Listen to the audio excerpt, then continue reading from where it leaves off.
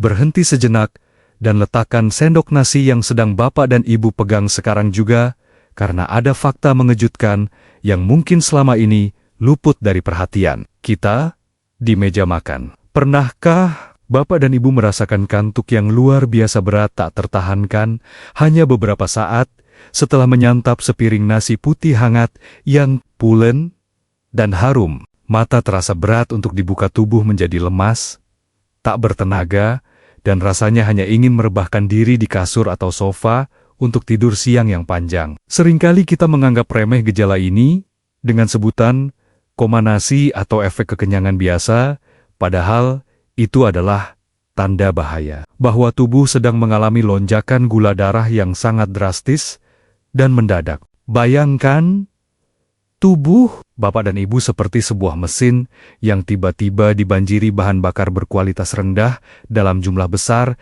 sehingga mesin itu tersedak dan hampir mati karena tidak mampu memprosesnya. Nasi putih hangat yang baru matang dari penanak nasi memang sangat menggugah selera. Namun di balik kelembutannya tersimpan ancaman nyata bagi pankreas kita yang sudah mulai menua. Pati yang terkandung dalam nasi hangat sangat mudah dicerna dan berubah menjadi glukosa yang langsung membanjiri aliran darah dalam hitungan menit setelah ditelan. Ketakutan terbesar bagi setiap lansia bukanlah kehilangan nafsu makan, melainkan kehilangan kendali atas tubuh sendiri akibat komplikasi diabetes yang mengintai diam-diam seperti pembunuh berdarah dingin. Membayangkan harus suntik insulin setiap hari sebelum makan, kaki yang membusuk karena luka kecil yang tak kunjung sembuh, atau mata yang perlahan menjadi buta, adalah mimpi buruk yang ingin kita hindari sekuat tenaga. Bapak dan Ibu mungkin sudah berusaha mengurangi porsi nasi, atau bahkan menggantinya dengan nasi merah yang keras dan kurang nikmat. Namun gula darah tetap saja bandel, dan enggan turun ke angka normal. Sebagai seorang dokter spesialis, yang telah mendedikasikan lebih dari 10 tahun sisa hidup saya, untuk merawat dan mendampingi kesehatan para lansia di seluruh penjuru negeri saya. Seringkali, merasa hati saya teriris melihat pasien yang datang dengan rasa bersalah. Mereka datang dengan wajah sedih, merasa gagal menjaga diet, karena tidak bisa menahan godaan nasi putih hangat yang sudah menjadi makanan pokok kita sejak lahir. Saya Dr. Irfan Ali hadir di sini dengan niat yang tulus dan sepenuh hati untuk membagikan sebuah rahasia dapur sederhana yang bisa mengubah nasi putih jahat menjadi sahabat bagi gula darah Bapak dan Ibu tanpa harus menyiksa diri. Assalamualaikum warahmatullahi wabarakatuh. Salam sejahtera yang penuh kedamaian dan selamat datang kembali di rumah sehat kita bersama channel Kebanggaan Keluarga Indonesia. Sobat sehat penyakit dalam, saya sangat bersyukur yang tiada terhingga kepada Tuhan Yang Maha Esa, karena pada hari yang indah ini, kita masih diberikan nikmat napas, nikmat kesempatan, dan nikmat akal sehat untuk terus belajar memperbaiki diri demi masa tua yang berkualitas dan jauh dari penyakit mematikan. Kehadiran Bapak dan Ibu di sini yang meluangkan waktu berharga untuk menyimak video ini adalah bukti nyata bahwa api semangat untuk memiliki gula darah yang stabil dan tubuh yang bugar masih berkobar menyala terang benderang di dalam jiwa Bapak dan Ibu. Sebelum saya membongkar secara detail metode memasak nasi, apa yang bisa membunuh lonjakan gula darah dan menjadikannya aman untuk diabetes, saya memohon dengan sangat hormat, rendah hati, dan penuh kasih sayang agar Bapak dan Ibu menekan tombol subscribe yang berwarna merah itu sekarang juga. Anggaplah tombol subscribe itu bukan sekadar tombol biasa di layar kaca, melainkan sebagai ikrar atau janji Bapak dan Ibu untuk bergabung dalam gerakan Lansia Sehat Indonesia yang saling mendukung dan mendoakan satu sama lain. Dengan menekan subscribe, Bapak dan Ibu memastikan diri untuk selalu terhubung dengan saya dan tidak akan tertinggal satupun informasi kesehatan vital yang bisa menyelamatkan nyawa keluarga tercinta. Saya juga ingin mengajak Bapak dan Ibu untuk membangun niat yang kuat, positif, dan optimis hari ini dengan menuliskan kalimat afirmasi di kolom komentar di bawah video ini sebagai bentuk doa bersama yang menembus langit. Silakan tuliskan nama lengkap, asal kota atau daerah tempat tinggal, dan kalimat "Saya siap makan enak gula darah, aman, agar menjadi doa massal yang diamini oleh ribuan penonton lainnya yang tersebar di seluruh penjuru Nusantara. Saya berjanji akan menyempatkan diri di sela-sela kesibukan praktik untuk membaca komentar Bapak dan Ibu satu persatu dan memberikan tanda hati sebagai bentuk dukungan moral, apresiasi, dan rasa terima kasih saya atas semangat luar biasa yang Bapak dan Ibu tunjukkan hari ini.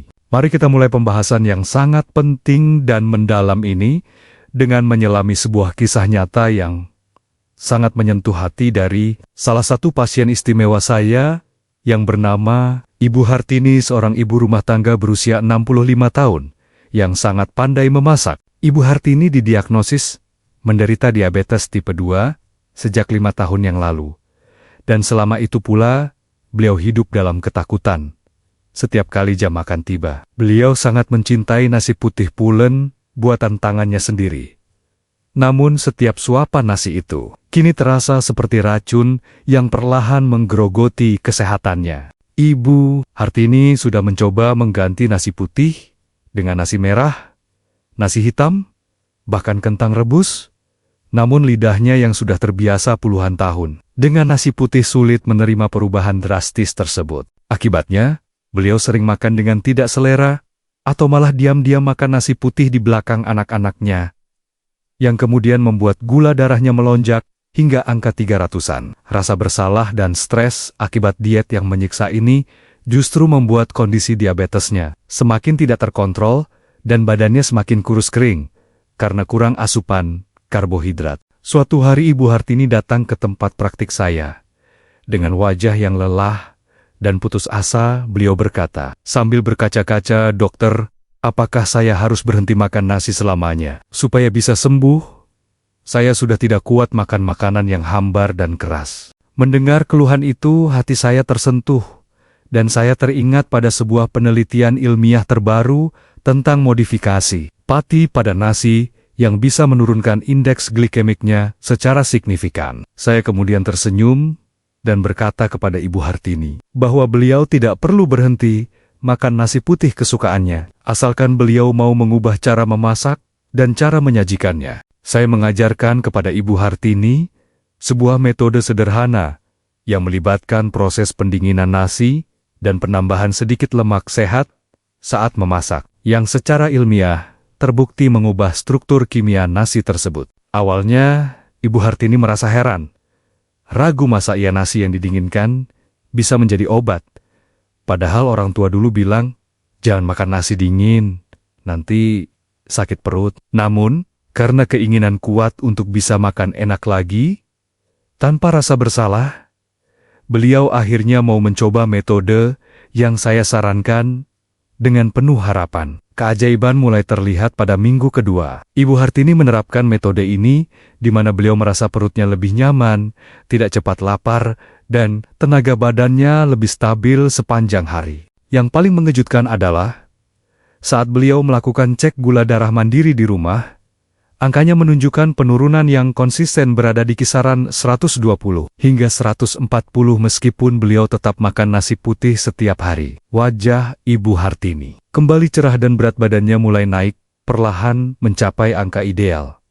Karena beliau bisa makan dengan lahap dan bahagia tanpa dihantui ketakutan. Kisah Ibu Hartini ini adalah bukti nyata bahwa ilmu pengetahuan terus berkembang dan memberikan solusi bagi masalah kesehatan kita.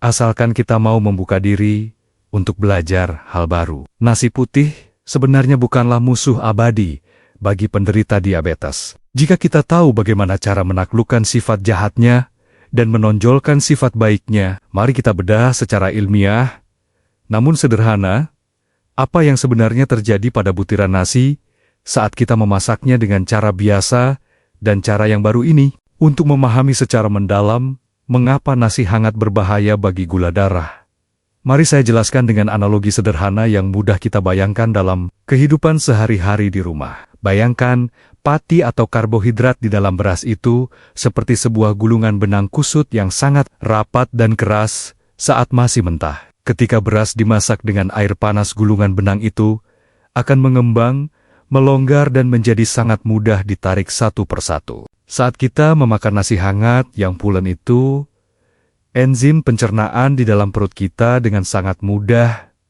dan cepat menarik benang-benang gula tersebut dan menyerapnya masuk ke dalam darah. Proses penyerapan yang secepat kilat inilah yang menyebabkan banjir gula mendadak di dalam pembuluh darah yang memaksa pankreas bekerja keras memompa insulin. Jika banjir ini terjadi terus-menerus setiap hari, maka tanggul pertahanan insulin akan jebol dan terjadilah diabetes atau gula darah tinggi yang merusak organ tubuh. Namun, jika nasi tersebut kita masak dengan tambahan lemak dan kemudian didinginkan, maka struktur benang pati yang tadinya longgar akan berubah menjadi kristal yang rapat dan kuat kembali. Struktur baru ini disebut sebagai pati resisten atau resistant starch yang sifatnya sangat unik karena ia tidak bisa dicerna oleh enzim di lambung maupun usus halus. Pati resisten ini akan lolos begitu saja, melewati pencernaan atas, dan baru akan diolah di usus besar oleh bakteri, baik menjadi energi. Lantas apa saja sebenarnya kebiasaan buruk dalam mengonsumsi nasi yang membuat gula darah kita melonjak tajam tanpa kita sadari selama bertahun-tahun hidup di dunia ini? Poin bahaya yang pertama dan paling sering dilakukan adalah kebiasaan makan nasi panas-panas yang baru saja matang dari rice cooker.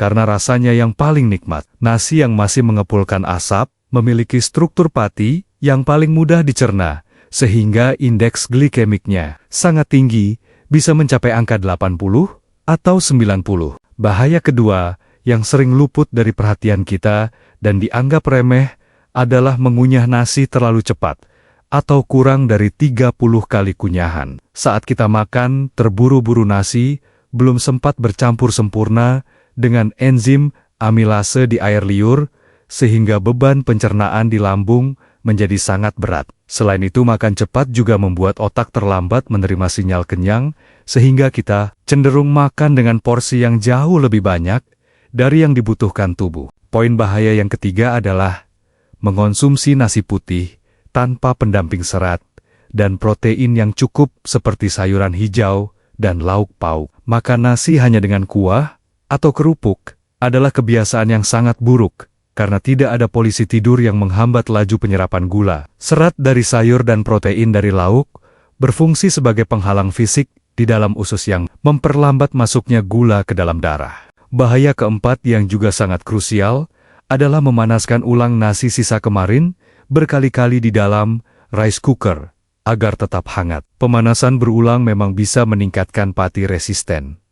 Namun, jika dipanaskan terus-menerus dalam waktu lama, nasi bisa kehilangan nutrisi lain dan berpotensi tumbuh bakteri jika penyimpanannya tidak benar. Selain itu, kebiasaan ini membuat kita selalu makan nasi dalam kondisi hangat yang seperti saya jelaskan tadi, mudah menaikkan gula darah.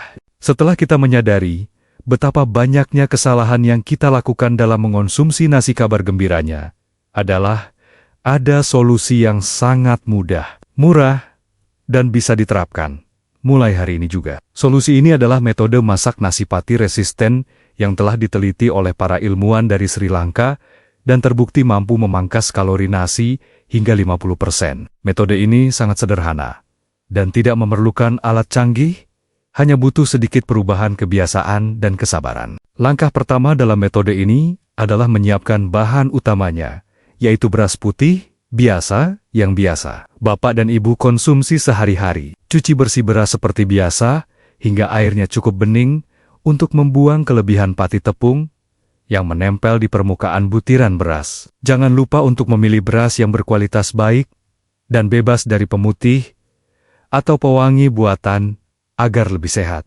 Langkah kedua, siapkan air untuk memasak nasi sesuai takaran biasa.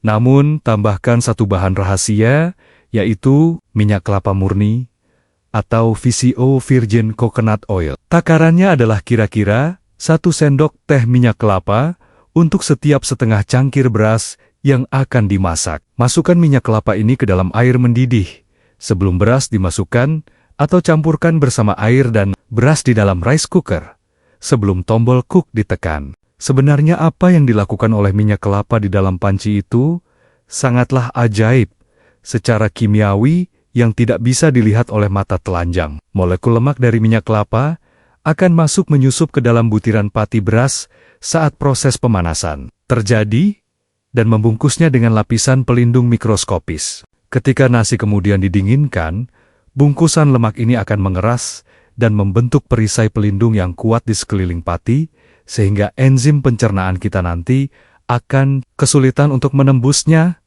dan mengubahnya menjadi gula dengan cepat. Langkah ketiga, masak nasi seperti biasa hingga matang sempurna.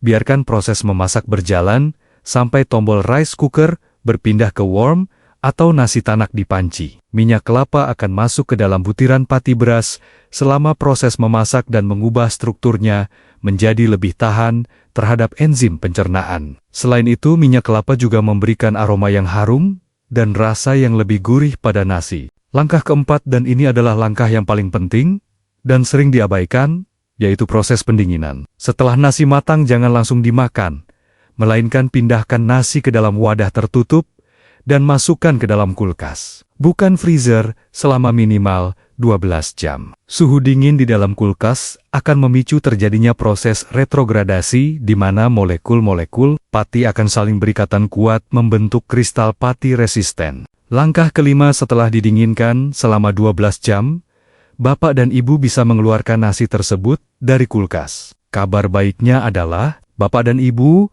boleh menghangatkan kembali nasi tersebut sebentar saja sebelum dimakan, agar lebih enak di lidah. Penelitian menunjukkan bahwa memanaskan kembali nasi yang sudah didinginkan tidak akan merusak pati resisten yang sudah terbentuk, justru jumlahnya akan tetap tinggi dan aman untuk gula darah. Mungkin Bapak dan Ibu akan merasakan sedikit perbedaan tekstur pada nasi pati resisten ini, yang terasa tidak selembek atau sekelen nasi panas biasa. Nasi ini akan terasa sedikit lebih perak dan butirannya terpisah satu sama lain, namun justru itulah tanda keberhasilannya, bahwa pati resisten telah terbentuk sempurna. Tekstur yang lebih kokoh ini secara tidak langsung akan memaksa kita untuk mengunyah lebih lama dan lebih sadar, sehingga sinyal kenyang akan lebih cepat sampai ke otak sebelum kita makan terlalu banyak. Saya menyarankan Bapak dan Ibu untuk mulai membiasakan diri memasak nasi di sore atau malam hari untuk dimakan keesokan harinya. Dengan cara ini, nasi memiliki waktu yang cukup untuk beristirahat di dalam kulkas semalaman dan membentuk pati resisten secara maksimal. Rasanya mungkin sedikit berbeda. Teksturnya agak lebih perak dan tidak selembek. Nasi baru, namun manfaat kesehatannya jauh lebih besar. Banyak pasien saya yang awalnya ragu dan bertanya, "Dok, apa tidak sakit perut makan nasi yang sudah masuk kulkas? Nanti masuk angin." Salah satunya adalah Ibu Hartini, yang tadi saya ceritakan. Namun saya jelaskan bahwa nasi tersebut boleh dihangatkan kembali. Jadi tidak dimakan dingin-dingin selama wadah penyimpanannya bersih dan tertutup rapat. Nasi akan tetap higienis dan aman untuk dikonsumsi. Keajaiban pati resisten ini bukan hanya isapan jempol belaka, melainkan fakta ilmiah yang sudah banyak dibuktikan. Saat pati resisten masuk ke usus besar, ia akan difermentasi oleh bakteri, baik menjadi asam lemak rantai pendek, seperti butirat. Butirat ini adalah bahan bakar utama bagi sel-sel dinding usus yang sehat dan memiliki efek anti-inflamasi yang kuat, mencegah kanker usus besar. Selain itu, pati resisten ini memiliki fungsi ganda yang luar biasa, yaitu sebagai prebiotik atau makanan bagi bakteri baik di dalam usus besar kita. Bakteri baik ini akan berpesta pora memakan pati yang tidak dicerna tadi, dan sebagai gantinya, mereka akan memproduksi asam lemak rantai pendek yang sangat bermanfaat bagi kesehatan usus. Zat ini akan memperbaiki lapisan dinding usus,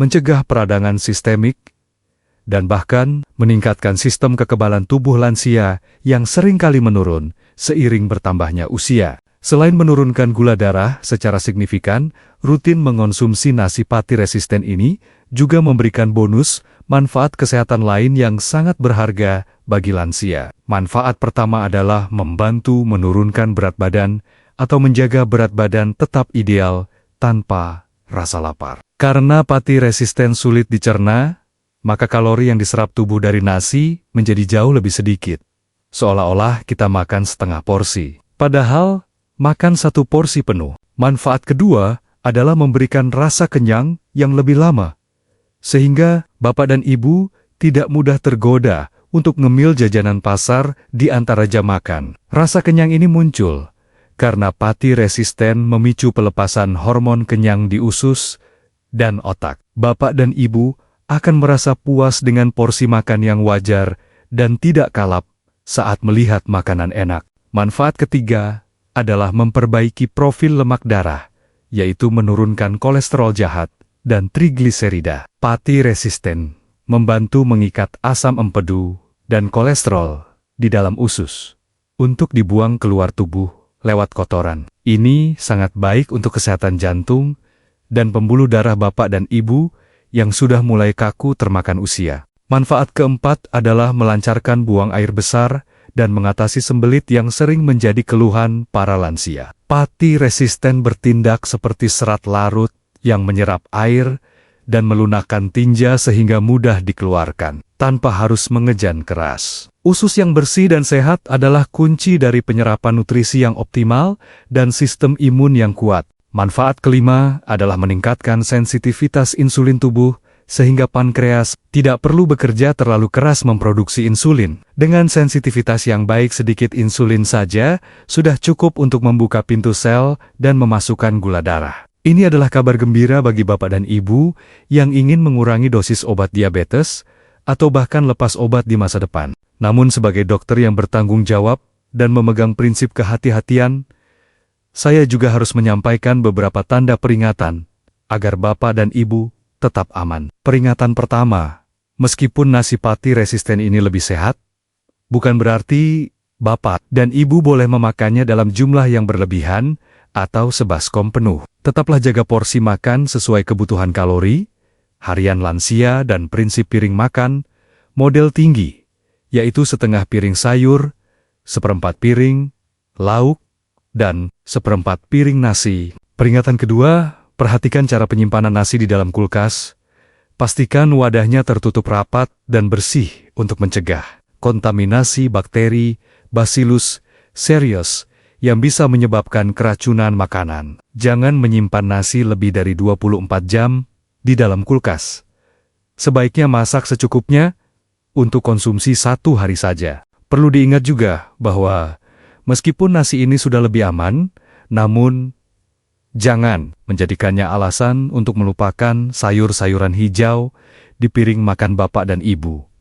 Serat dari sayur mayur tetap memegang peranan kunci sebagai jaring pengaman tambahan yang akan menangkap sisa-sisa gula yang mungkin masih lolos dari pencernaan. Kombinasi nasi pati resisten dengan tumis kangkung atau sayur bening bayam adalah duet maut yang akan membuat gula darah bapak dan ibu tidak berkutik dan tetap stabil. Peringatan ketiga bagi bapak dan ibu yang memiliki pencernaan sangat sensitif atau mudah kembung.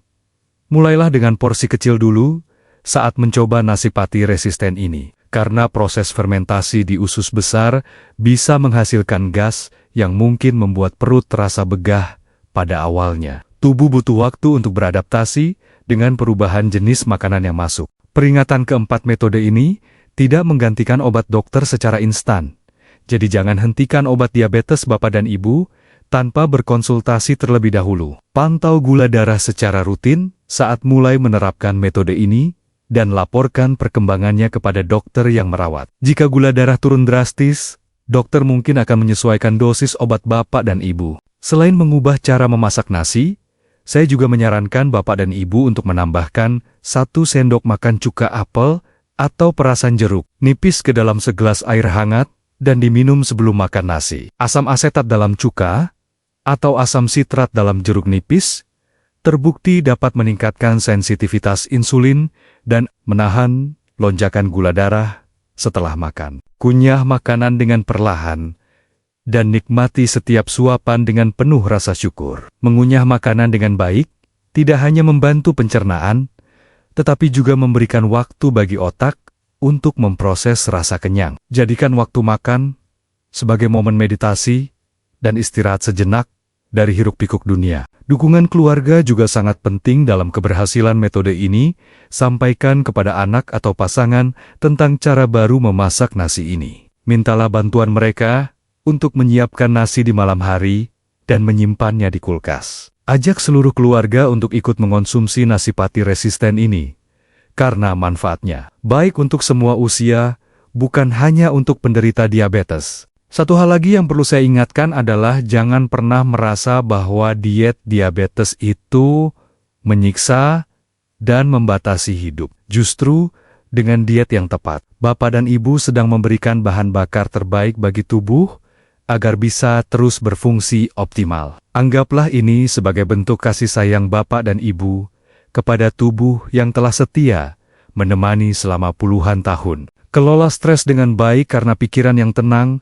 akan membantu menstabilkan kadar gula darah. Stres memicu pelepasan hormon kortisol yang melawan kerja insulin dan menaikkan gula darah. Carilah kegiatan yang menyenangkan dan menenangkan hati, seperti berkebun atau membaca kitab suci. Yakinlah bahwa perubahan kecil yang Bapak dan Ibu lakukan hari ini akan membawa dampak besar bagi kesehatan di masa depan. Tidak ada kata terlambat untuk memulai hidup sehat, berapapun usia Bapak dan Ibu saat ini. Setiap langkah kecil menuju kebaikan pasti akan membuahkan hasil yang manis. Sebagai penutup perjumpaan kita yang penuh pencerahan dan motivasi ini, saya ingin merangkum pesan kunci yang harus tertanam kuat di hati Bapak dan Ibu sekalian. Nasi putih bukanlah musuh jika kita tahu cara mengolahnya dengan cerdas menjadi pati resisten. Dengan sedikit minyak kelapa dan proses pendinginan, Bapak dan Ibu bisa menikmati nasi yang lezat, namun tetap aman bagi gula darah.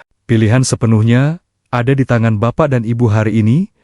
Apakah ingin terus membiarkan gula darah melonjak tak terkendali dengan nasi hangat biasa, atau mulai beralih ke nasi pati resisten yang menyehatkan? Saya sangat berharap Bapak dan Ibu memilih jalan cerdas ini demi senyum bahagia orang-orang tercinta yang masih ingin melihat Bapak dan Ibu sehat walafiat. Satu piring nasi pati resisten besok siang bisa menjadi awal dari hidup baru yang lebih merdeka dari diabetes. Oleh karena itu, saya mengajak Bapak dan Ibu dengan penuh semangat untuk melakukan aksi nyata kebaikan. Sekarang juga bagikan video ini ke grup WhatsApp keluarga besar grup, arisan pensiunan grup, alumni sekolah, atau tetangga sebelah rumah yang mungkin sedang berjuang melawan diabetes. Jangan biarkan ilmu sederhana namun sangat berharga ini berhenti dan mengendap di Bapak dan Ibu saja, karena satu kali klik tombol share dari jari. Bapak dan Ibu bisa jadi adalah jawaban doa dan jalan kesembuhan bagi teman atau saudara yang sedang putus asa. Mari kita berlomba-lomba menjadi perpanjangan tangan kebaikan Tuhan untuk menebar manfaat. Sekali lagi saya ingatkan dengan tulus rendah hati dan penuh harap bagi Bapak dan Ibu yang belum menekan tombol subscribe. Tolong luangkan waktu 1 detik saja untuk menekannya sekarang juga, sebagai bentuk dukungan nyata pada channel ini. Dengan menekan subscribe, Bapak dan Ibu tidak hanya mendukung channel Sobat Sehat Penyakit Dalam untuk terus berkembang, tetapi juga memastikan diri tidak akan ketinggalan informasi kesehatan vital lainnya. Jangan lupa juga untuk membunyikan lonceng notifikasinya agar Bapak dan Ibu menjadi orang pertama yang tahu rahasia kesehatan berikutnya dari saya. Pada video selanjutnya yang tak kalah menarik dan dinanti-nanti, insya Allah saya akan membahas secara tuntas tentang cara mengatasi gangguan tidur atau insomnia pada lansia tanpa obat tidur. Kimia hanya dengan teknik pernapasan 478 yang sangat mudah. Topik yang sangat penting karena tidur nyenyak adalah kunci regenerasi sel tubuh lansia. Jadi pastikan Bapak dan Ibu sudah berlangganan agar tidak ketinggalan informasinya. Saya, Dr. Irfan Ali, selalu berdoa dengan tulus agar setiap Bapak dan Ibu yang menonton video ini diberikan kesembuhan yang sempurna, kekuatan iman dan fisik, serta gula darah yang stabil terkendali. Terima kasih yang tak terhingga dan penghargaan setinggi-tingginya atas perhatian, kepercayaan, dan waktu berharga yang telah Bapak dan Ibu luangkan untuk mendengarkan celoteh dan nasihat saya di channel kebanggaan kita bersama Sobat Sehat Penyakit Dalam. Semoga apa yang saya sampaikan hari ini bisa menjadi ladang amal jariah bagi saya dan menjadi jalan kesembuhan, pencerahan, serta kebaikan bagi kita semua di dunia dan akhirat kelak. Akhir kata dari saya, masaklah nasimu dengan minyak kelapa dinginkan di kulkas, dan nikmati hidup sehat dengan gula darah yang aman. Wassalamualaikum warahmatullahi wabarakatuh. Salam sejahtera dan salam sehat luar biasa untuk kita semua.